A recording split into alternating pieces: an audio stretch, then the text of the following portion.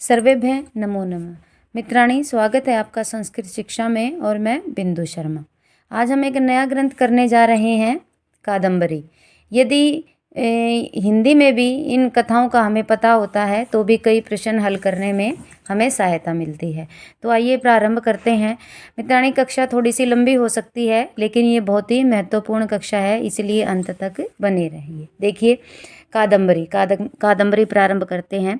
महाकवि बाणभट्ट कृत कादम्बरी केवल बाण की ही नहीं अपितु संपूर्ण संस्कृत वाङ्मय की सर्वोत्कृष्ट गद्य रचना है, जिसकी उपजीव्यता का श्रेय पैशाची भाषा में लिखी हुई गुणाढ्य की वृहत कथा को प्राप्त है। मित्राणी, ये अंडरलाइन कर लीजिए या ये प्रश्न कहीं पर लिख लीजिए कि गुणाढ्य की वृहत कथा वो पैशाची भाषा में लिखी हुई है और वो इसका उपजीव्य ग्रंथ है, जिसका उल्लेख कथा के मध्य भाग में हुआ है। अब ये पूछ लिया जाता है कि व्रत कथा का उल्लेख कहाँ हुआ है। ये कथा के मध्य भाग में हुआ है। महाश्वेता की प्रणय कथा को कादम्बरी की प्रणय कथा की भूमिका भी कहा जा सकता है। आगे देखिए, संपूर्ण ग्रंथ पूर्वार्ध तथा उत्तरार्ध दो भागों में विभक्त है। संपूर्ण ग्रंथ कितने भागों में विभक्त है? दो भागों में, एक पूर्वार्ध और एक उत्तरार्ध। इसमें से पूर्वार्ध ही बाण की रचना मानी जाती है। शेष भाग उत्तरार्ध को बाणभट्ट के पुत्र पुलीन भट्ट ने पूरा किया। धातव्य है कि प्रस्तुत कथा चंद्रमा तथा पुंडरीक के 3 जन्मों से संबंध रखती है।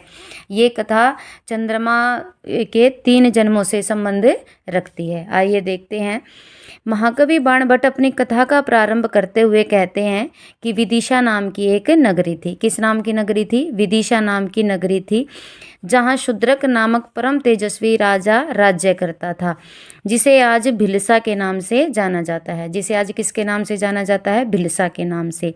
यह नगरी वेत्रवती या बेतवा नदी के किनारे बसी हुई थी। ये एक एक लाइन, एक एक प्रश्न बनता है फ्रेंड्स कि विदिशा नगरी कहाँ बसी हुई थी? ये बेतवा नदी के किनारे बसी हुई थी। एक बार शूद्रक की प्रतिहारी एक चांडाल कन्या के साथ राजभवन में पहुंची। राजा शूद्रक की राजधानी विदिशा कहाँ बसी हुई थी? बेतवा नदी के किनारे।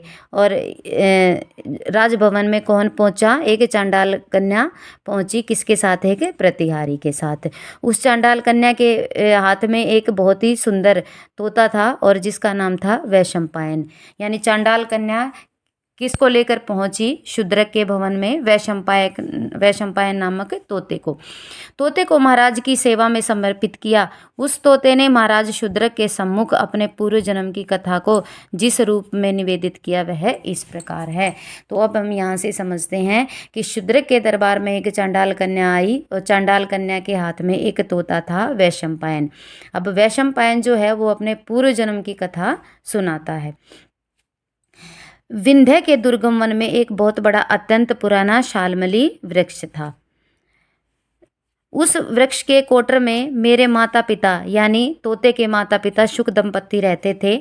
एक बार शबरों का एक दल उधर से आ गुजरा और जिसके सेनापति का नाम था मातंग। शबरों के सेनापति का क्या नाम था? मातंग। इसी दल में एक वृद्ध शबर था जो भूख से अत्यंत पीड़ित था। वह उस पेड़ पर चढ़ गया और कोटरों से तोतों को निकाल कर मारने लगा। कौन मारने लगा तोतों को? कोटरों से निकाल कर जो शबर सेनापति था, उसका दल में एक बूढ़ा शबर था जो तोतों को निकाल कर मारने लगा।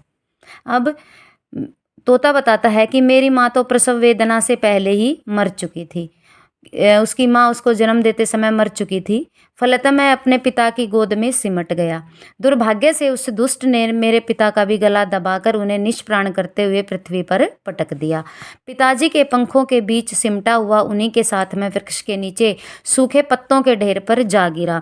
तदंतर अपनी तीव्र प्यास बुझाने के लिए धीरे धीरे खिसकता हुआ मैं सरोवर के किनारे जा पहुंचा और उसी समय स्नान के लिए आए हुए हारित, एक जाबाली पुत्र हारित किसके पुत्र थे? जाबाली के। किसके? जाबाली के। हारित ने मुझे देख लिया। उनका ऋषि हृदय करुणा से आप्लावित हो उठा और वे पानी पिलाने के बाद मुझे उठाकर अपने पिता महर्षि जाबाली के आश्रम में ले आए। महर्षि जाबाली ने त्रिकालदर्शी नेत्रों से मुझे देखते ही पहचान लिया और मेरी ओर संकेत करते हुए कहा, यह अपनी दुष्टता का ही फल भोग रहा है।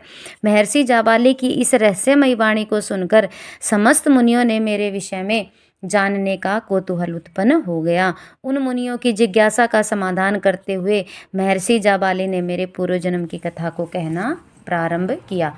अब तोते ने क्या बताया कि जो शबर थे उन्होंने उसके पिता को मार दिया और जाबाली पुत्र हारित ने क्या किया, उसको उठा लिया और पानी पिलाया। जब आश्रम में लेकर आया तो महर्षि जाबाली ने कहा कि ये तो अपने कर्मों का दंड भोग रहा है, और वो बताते हैं कि किस कर्मों का दंड भोग रहा है। आइए देखते हैं। उज्जैनी नगरी में तारापीड़ नाम का एक राजा था। उसकी पत्नी का नाम विलासवती था। यहाँ से प्रश्न बनते हैं फ्रेंड्स। उज्जैनी नगरी में तारापीड़ नाम का एक राजा राज्य करता था, यानी तारापीड़ का राज्य कहाँ था? उज्जैनी में। और पत्नी का नाम था विलासवती। राजा के नीति निष्णांत मंत्री सुकनास तथा स्वयं महाराज तारापीड़ दोनों ही निसंतान थे। इसका एक जो भाग आता है शुकनाशोपदेश, वो इसके मंत्री के नाम पर ही पड़ा है। तारापीड़ के मंत्री का क्या नाम था? शुकनाश। अब समय के सापेक्ष महाराज तारापीड़ ने चंद्रापीड़ तथा मंत्रीवर शुकनाश ने वैशंपायक नामक पुत्र रतन को प्राप्त किया। अब देखते हैं, तारापीड़ ने चंद्रापीड़ को प्राप्त किया और शुकनाश ने वैशंपायन को। तो दोनों बालक सहोदर भाई के समान प्रेम व सौहार्द पूर्वक साथ साथ विद्या अध्ययन करते हुए 16 वर्ष की अवस्था में पूर्णतः शिक्षित होकर गुरुवा आज्ञा अनुसार विद्यागृह से राजमहल को चले आए। और चंद्रापीड़ ने उपहार के स्वरूप में इंद्रायुध नामक एक अलौकिक घोड़े को तथा महारानी द्वारा दिए गए कुलुताधिपति की वंदीकृता दुहिता पत्र लेखा को प्राप्त किया। दोबारा देखते हैं क्या प्राप्त किया। चंद्रापीड़ ने, वो 16 वर्ष की आयु में पूर्ण शिक्षित होकर राजमहल को आए, तो चंद्रापीड़ ने उपहार के रूप में इंद्रायुध एक अलौकिक घोड़े को प्राप्त किया और महारानी द्वारा प्रेषित कुलुताधिपति की वंदीकृता दुहिता पत्र लेखा को प्राप्त किया। आगे देखिए।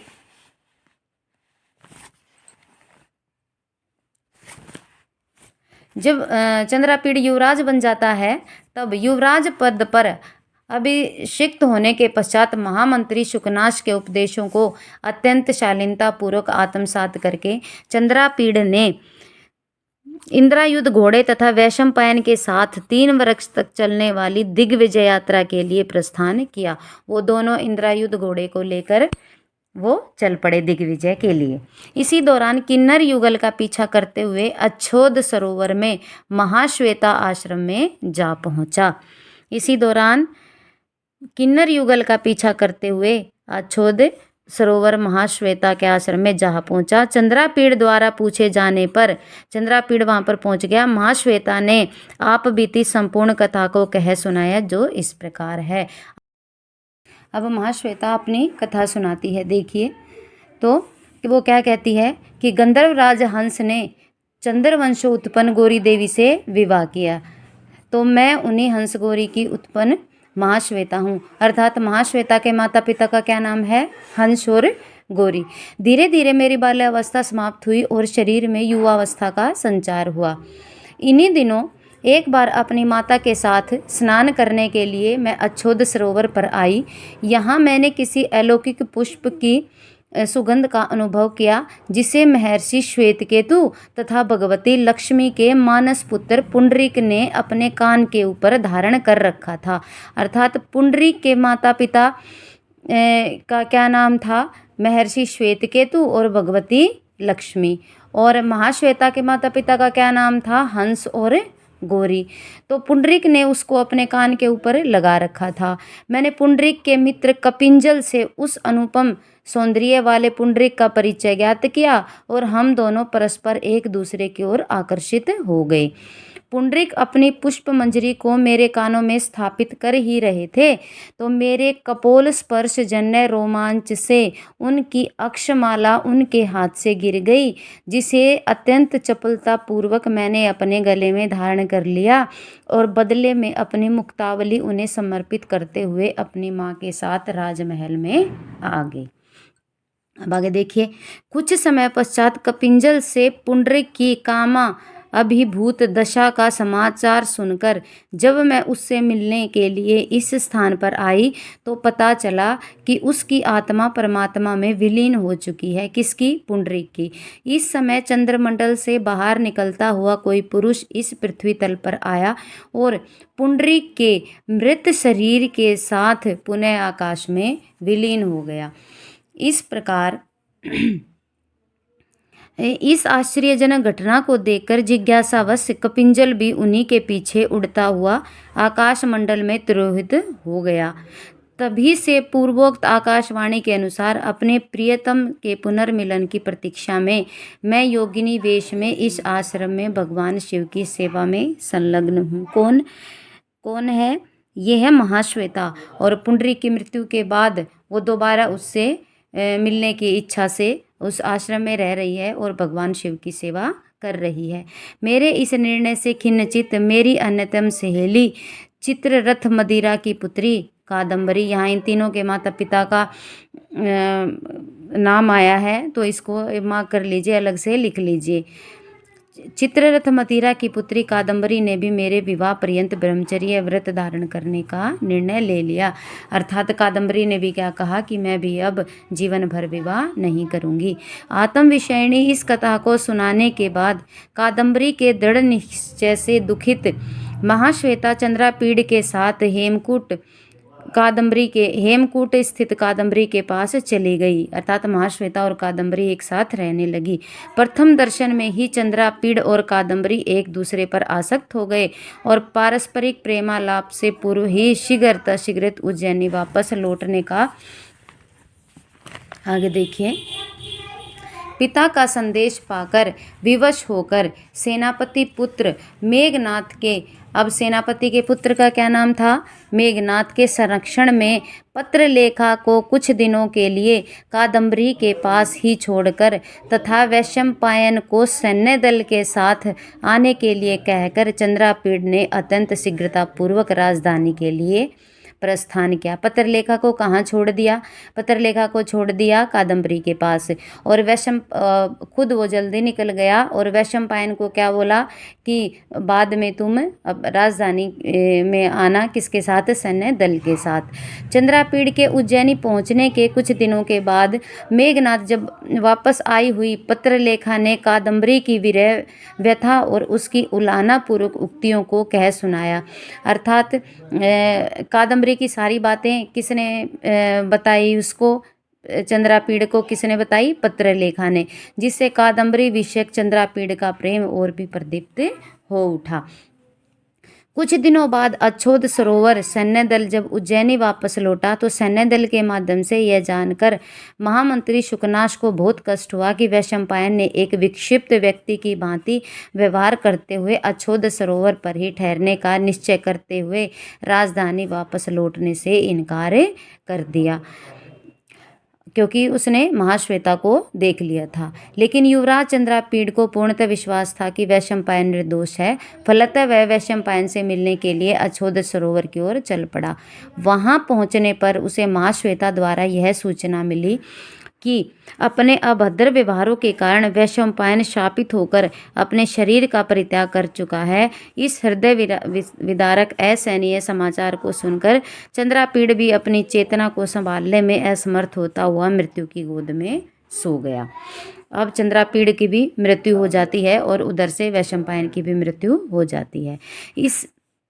इस असहनीय शोक समाचार से संतप्त कादम्बरी अग्नि में प्रवेश करने ही वाली थी कि एक अशरीरवाणी अर्थात आकाशवाणी ने यह कहते हुए उसे सती होने से रोक दिया कि चंद्रापीड़ के इसी शरीर में उसका पुनर्मिलन होगा।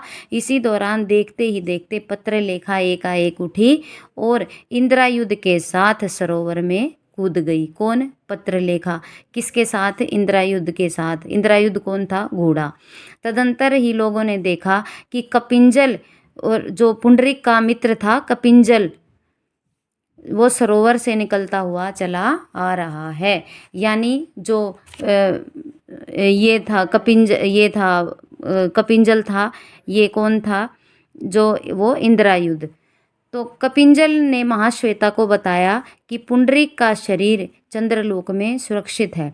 चंद्र प्रदत्त शाप के क्षय होते ही उसका महाश्वेता से पुनर्मिलन होगा।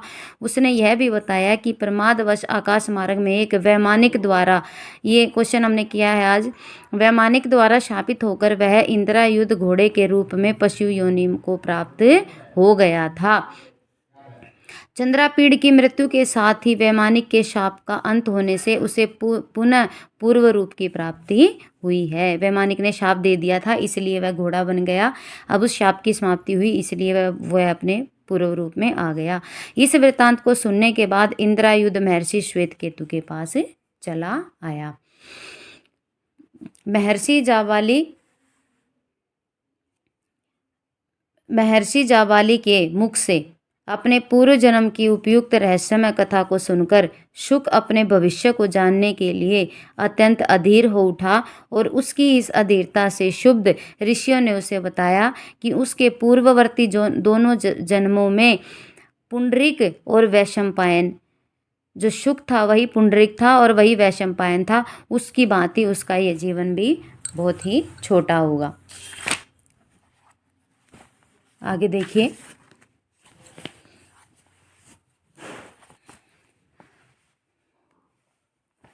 अब शुक रूपधारी वैशंपायन ने अपने जीवन की अग्रिम कथा सुनाते हुए राजा शूद्रक से कहा कि इन्हीं दिनों मेरे पिता श्वेतकेतु से प्रेरित कपिंजल मेरे पास आया और उसने मेरे पिताश्री का आदेश कह सुनाया। यानी वैशंपायन ने अपने जीवन की आगे की कथा सुनाते हुए राजा शूद्रक के दरबार में आया हुआ था वो चंडाल कन्या के साथ।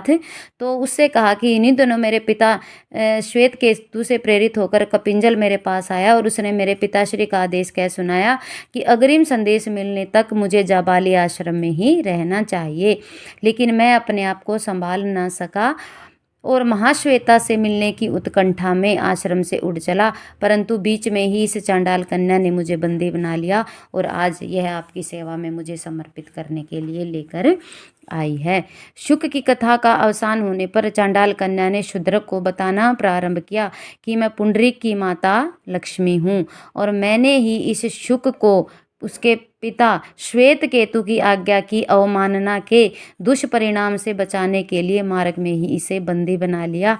अब आप भी इस शाप की अवधि को समाप्त कीजिए, यानी अब आपके भी शाप की अवधि समाप्त हो गई है। ये रहस्य सुनते ही शूद्रक और शुक दोनों ही अपने अपने शरीर का परित्याग कर देते हैं। इस क्षण कादम्बरी देखती है कि चंद्रापीड़ दोबारा जीवित हो गया है और आकाश से पुंडरीक भी नीचे को उतर रहा है। चंद्रापीड़, कादम्बरी और पुंडरीक और महाश्वेता के पुनर्मिलन से चारों ओर हर्षोल्लास का वातावरण छा जाता है। चंद्रापीड़ समस्त राजकीय उत्तरदायित्वों को पुंडरीक को समर्पित करते हुए राज सिंहासन पर बैठा देता है तथा स्वयं माता पिता की सेवा करते हुए पत्रलेखा एवं रोहिणी एवं कादम्बरी के साथ कभी हेमकूट और कभी चंद्रलोक में भ्रमण करते हुए अपने समय को व्यतीत करता है। तो मित्राणी, ये थी कादम्बरी की कथा। उम्मीद है कि आपको अच्छी लगी होगी, आपको समझ आई होगी। यदि आपको वीडियो अच्छी लगी हो तो प्लीज़ लाइक कीजिए, शेयर कीजिए और कमेंट अवश्य कीजिए। यदि चैनल पर नए हैं तो चैनल को सब्सक्राइब कीजिए और बेल आइकन प्रेस कीजिए।